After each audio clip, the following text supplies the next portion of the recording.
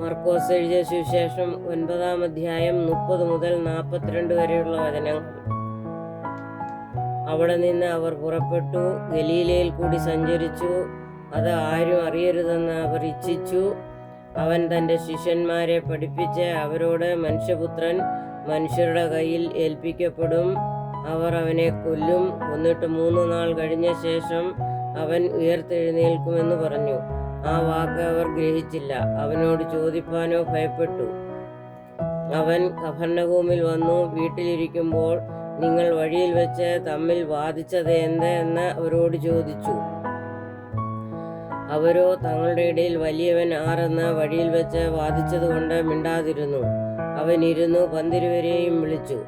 ഒരുവൻ മുമ്പനാകുവാൻ ഇച്ഛിച്ചാൽ അവൻ എല്ലാവരിലും ഒടുക്കത്തവനും എല്ലാവർക്കും ശുശ്രൂഷകനും ആകണമെന്ന് പറഞ്ഞു.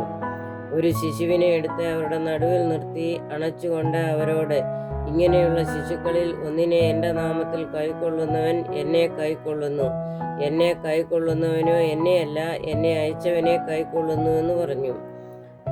യോഹന്നാൻ അവനോട്, ഗുരു, ഒരുവൻ നിന്റെ നാമത്തിൽ ഭൂതങ്ങളെ പുറത്താക്കുന്നത് ഞങ്ങൾ കണ്ടു.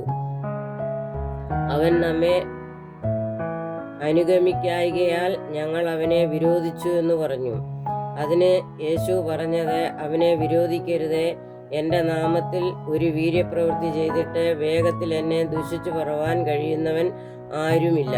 നമുക്ക് പ്രതികൂലമില്ലാത്തവൻ നമുക്ക് അനുകൂലമല്ലോ.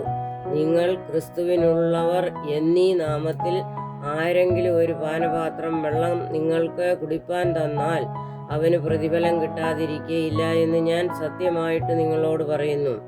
എങ്കിൽ വിശ്വസിക്കുന്ന ഈ ചെറിയവരിൽ ഒരുത്തന് ഇടർച്ച വരുത്തുന്നവൻ്റെ കഴുത്തിൽ വലിയൊരു തിരികല്ല് കെട്ടി അവനെ കടലിൽ ഇട്ട് കളയുന്നത് അവന് ഏറെ നല്ലത്.